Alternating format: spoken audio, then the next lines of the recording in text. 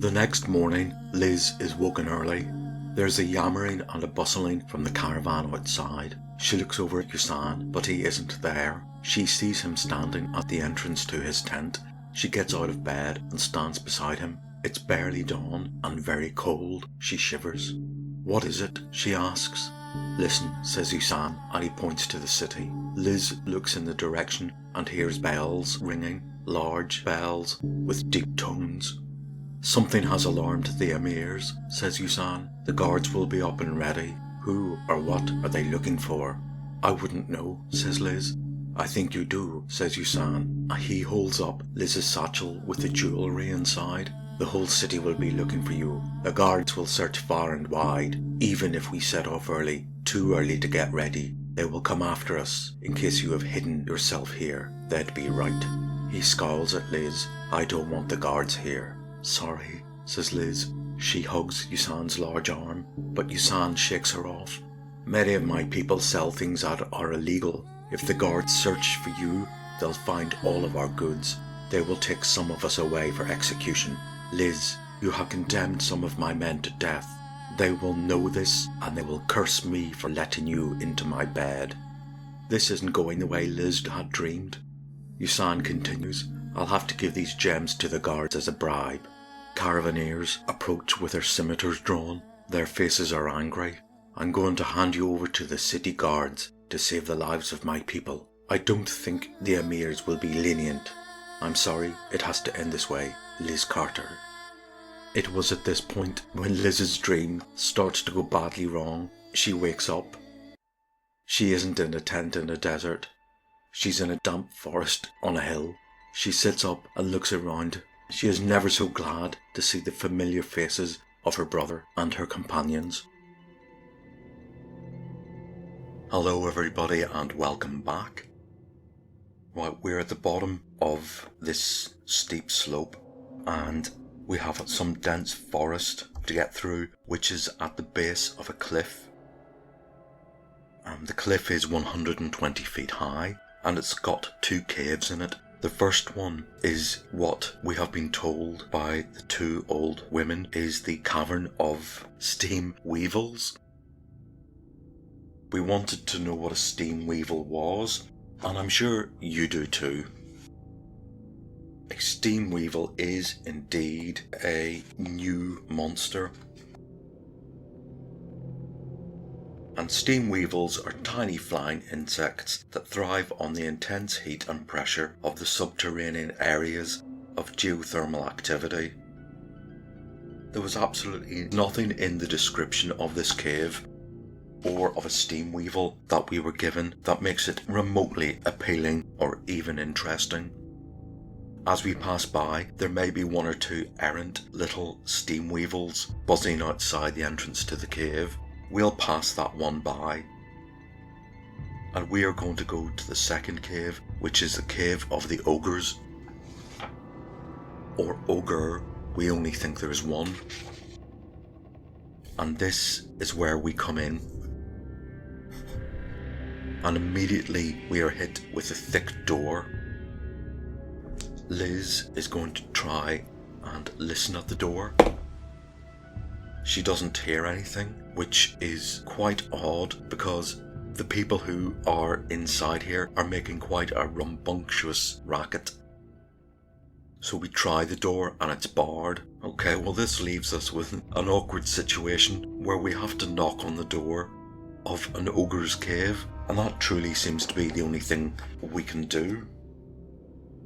Well, we have to rap on the door, and the door is opened by two teenage ogres. And when I say teenage, I mean they're not 13 years old, they're on the verge of adulthood. They have been having a fist fight. They are a brother and a sister, and they've done nothing but pull each other's toys apart and hit each other over the head with them. When they see us, they're more than delighted because it means they've now got a whole collection of new toys to tear apart, and they immediately set upon us. There is no reaction roll. Are they friendly? No. We're told in the text that these two will delight in beating us up as part of their games. Let's roll for surprise. even though we knocked it at the door hoping it would be opened, and so there's no genuine surprise, there is still that kind of initial shock of seeing each other. Who recovers first? And we do. Okay. Good, right, because even though these are teenage ogres, their stats are the same as a fully grown adult. They're still 4 hit dice monsters. So we're immediately going to open up with archery. Now I'm going to adapt the archery rules because this is a tight corridor. And in the entire, previous 2 adventures, I've never really given any consideration for the fact that, my own party, usually Donard and Carrick, are in the way. Though there have been a couple of times where I've said it's maybe too tight for archery. What I will do is I will not give the short range bonus, and I will give a -1 bonus in fact. So archers, Sylvia and Liz, and Malin, if he wants to throw a dagger, will have to shoot with a -1 penalty, even though they are at a close range. And if they roll a 1, which is an automatic miss, there is a chance they will have hit our own 2 frontliners. Okay, now then, I've just condemned my 2 frontliners to death by being shot in the back of the head. Okay, so here is Sylvia. Oh, well done, that's an automatic hit. And she takes 3 hit points off 1. It's from 10 to 7. And here is Liz. 1 for Dex and 2 for her training. That is a 13. Reduced to 12 is armor class 7.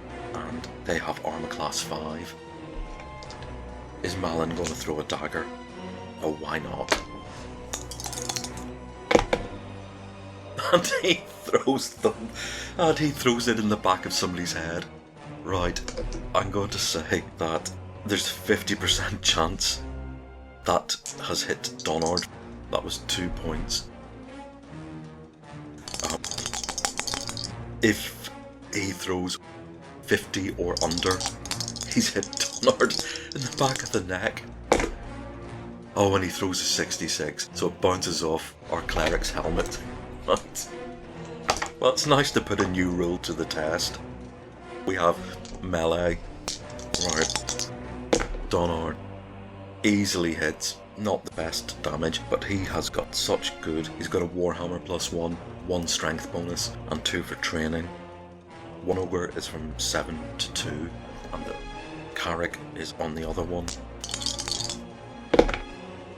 And he misses. Right, it's their turn.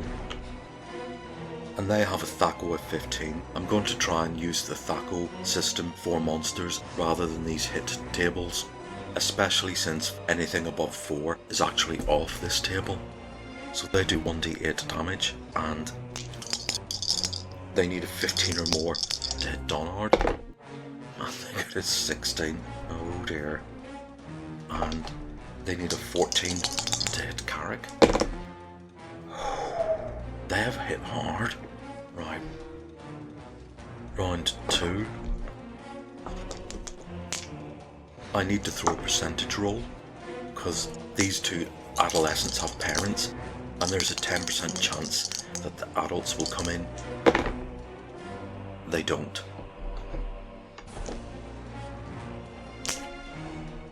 Round 2. It's mutual. I'll do them first. No, we do archery first. Sylvia misses. Liz +2 -1 is 10. That's AC 9. Then let's do melee. Let's do Donard. Misses badly. And let's do Carrick, who hits and does 9 damage, so it's from 12 to 3. What do they do in return? Okay, they do another 6 damage to Donard. And they miss Carrick. Right. It's round 3. And it's mutual. It's mutual again. Right, Sylvia. They're down to 2 and 3 HP. Right, misses. Liz. Misses. Donard. +4 is 11. Misses. Carrick. Misses. Their turn. Miss on Donard. Miss on Carrick. Round 4. Oh, they get initiative. The one on Donard hits. Oh my god. And the one on Carrick misses. Right, it's our turn. We seriously need to do something here. Magic. Sylvia is going to cast Magic Missile on the one that's on Donard. She can't fail to roll less than 2. What does she roll? 4. It's dead. So that's her 1 Magic Missile used up. Liz is on the other one. Oh, she hits AC 6. Donard misses. And Carrick misses. Round 5. There's one left. It has a morale. And it keeps its morale. So it has one swing at Carrick. And it misses. It needs a 16 to hit him. Look at that. And it's our go. Liz misses. Sylvia misses. Donald hits and kills it. Right, that was an extraordinarily long fight. We have a lot of healing to do here. We have 2 Cure Light Wounds, and we also have 2 Staffs of Healing. So I'm going to use up Staff of Healing A on Carrick. Okay, he's from 11 to 12. I'm also going to use the second one on him. That's another 4 points. He's up to 16, nearly max. Both Staffs of Healing on Donard. Sweet. So that is 10 plus 2 is 12. He is up to 17. And 1 of his Cure Light Wounds. Excellent. So he is back up to 24. Right, okay, I'm going to pause it there for a bit while we consolidate just how shocking that was. Back in a minute. Okay, so we're into the playroom of 2 teenage ogres. And if that's what the kids are like, God knows what the parents are like. Okay. Oh, I forgot to roll to see if the parents come in again. And they don't. No. Right. Okay, so while we creep through holding our lantern, we might decide to use some infravision here and shutter the lantern, but we've got 3 passages, and that is 1 to 2, 3 to 4, or 5 to 6. Where shall we go?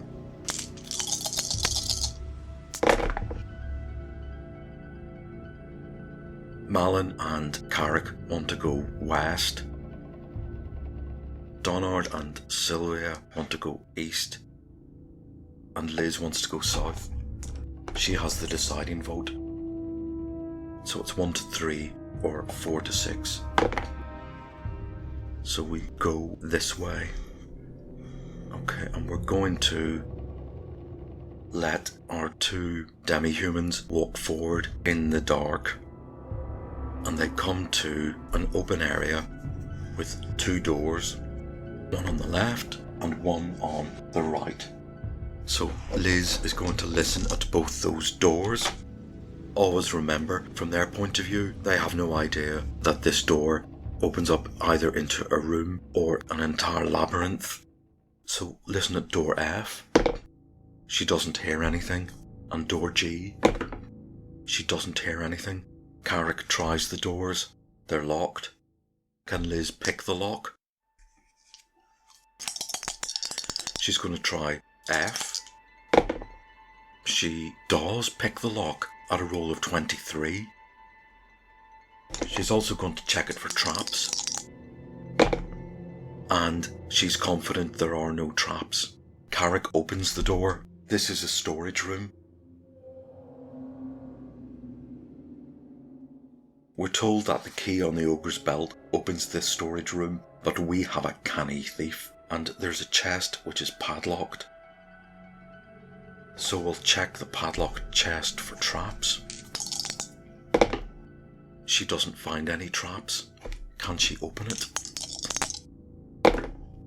No, she fails to open it. Okay, but there's also other things in this room. There's sacks of grain, flasks of wine, dried fruit. All of this looks to be in good condition, and we might take some of the dried fruit to help us. So we're going to try the same stunt at unlocking this door. And she fails to. Okay. So we go back to here, and we have junction of east or south. Which way? 1 to 3 east, 4 to 6 south, and everybody apart from Sylvia wants to go east, and immediately we go east, and we have quite a small room to look into, and using the infravision, Carrick, who's at the front, can see a cold patch of blue water. So we all come forward into this area, lift up the lantern, and this, we're told, is a clear pool of fresh water. Carrick takes a sip. Yes, this is good quality. We can fill up our water skins here, and we do so. But we're back here. And it doesn't take long for us to come to a junction, and we can look into, again, another room. And this is the bedroom of the two teenage ogres. They've got dirty pallets lying on the floor. Socks and underwear are everywhere. Their school gym kit is just all over the place, as are candy wrappers and dirty plates and cups that they haven't brought back to the kitchen. And maybe the male ogre has some literature under his mattress. Okay, that room offers us nothing. So we have to go back here. We've got a junction again, and using infravision we can see 6 bodies here. Now the thing is, these 6 also have infravision and they can see us, so the gig is up. Is there any sense of surprise? Yep, they surprise us. This is not good news, because these are goblins, and these goblins are actually slaves, but instead of looking to us for their freedom, they actually call out for help to presumably the other ogres in this cave. So that is their surprise round over, and we're told that these ogres will come running in 3 rounds, so let's roll for actual combat. The lantern is up, we can see them. Pesky little brats. And they get initiative, so they shout and run forward. They do 1d4 damage. So 3 on Donard. That's a miss. They need a 19 to hit. Miss. And miss. And 3 on Carrick. Miss. They need a 20 to hit. Miss. And miss. Right. Our turn. Archery. Liz. Yes. Hits and cleans out 1. Sylvia. Misses. Right. Malin, sleep. There's 5 left. And they all go to sleep. We're now panicking because we think, well, they were calling out for reinforcements. So we have got 2 rounds, and the first round is we're going to kill these goblins. The second round is we are going to form up here, but Malin is going to stay here in the dark. Liz and Sylvia, Donard and Carrick are going to light torches, and Liz and Sylvia, they've got flasks of oil. Round 3, and we hear a bellowing, and 2 ogre parents come charging up to here. There is no surprise. They can see us with the torches. We can see them. Now, who has initiative? And it's mutual, so immediately 1 beats on Carrick and misses, and 1 hits Donard and misses. It's our turn, and magic first. Malin is going to cast web here. There you go. It's a spider's web, and these 2 ogres get caught up in it. And I am going to reread the rules for web because it does mention ogres. Anyone wearing gauntlets of ogre power, a magical treasure, can break free of the web in 4 rounds.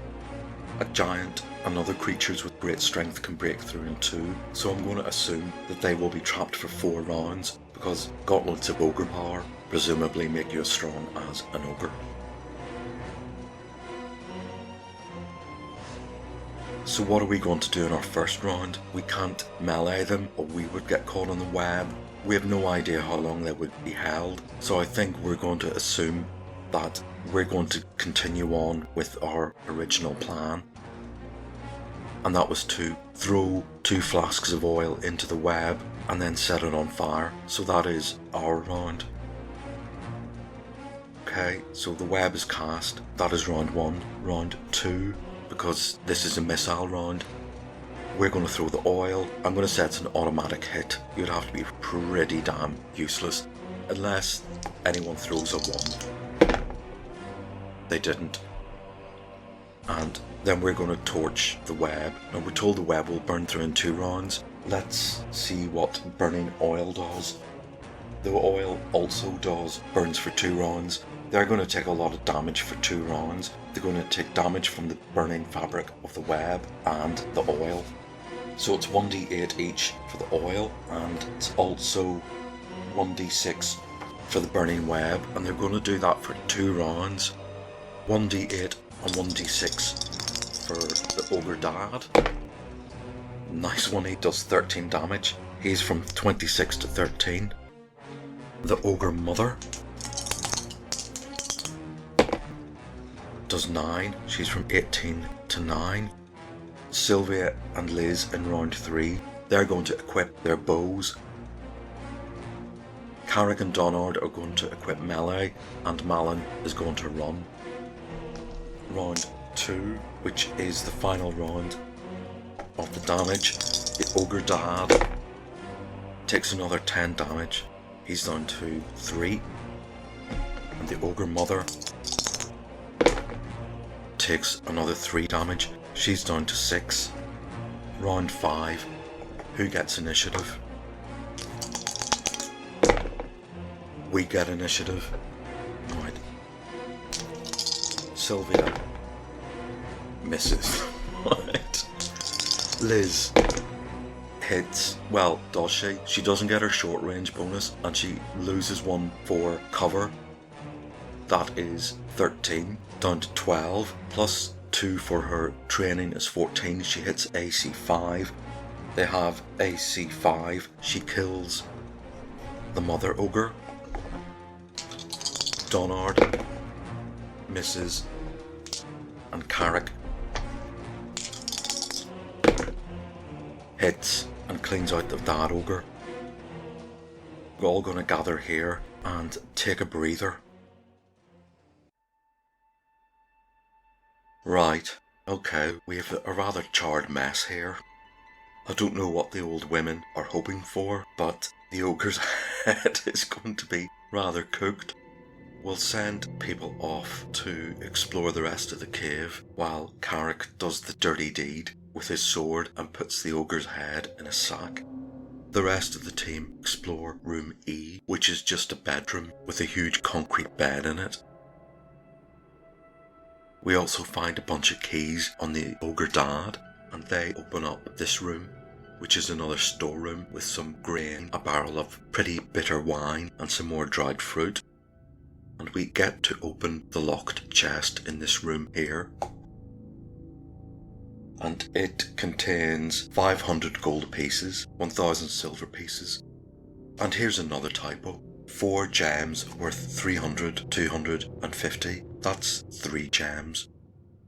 Well, that's quite nice experience. If I was first level, I would be very happy with that.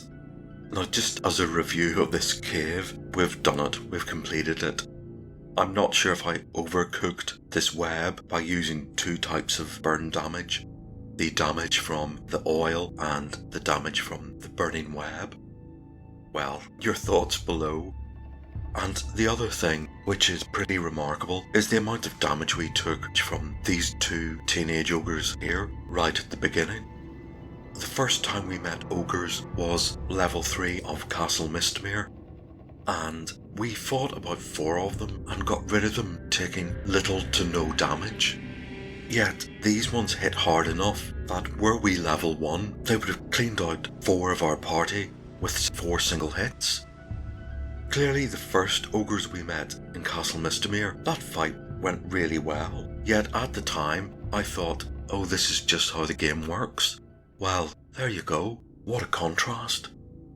Now when I look at the time, it's the evening and we might actually use these caves to sleep in. It's better than outside. I'll do a weather check.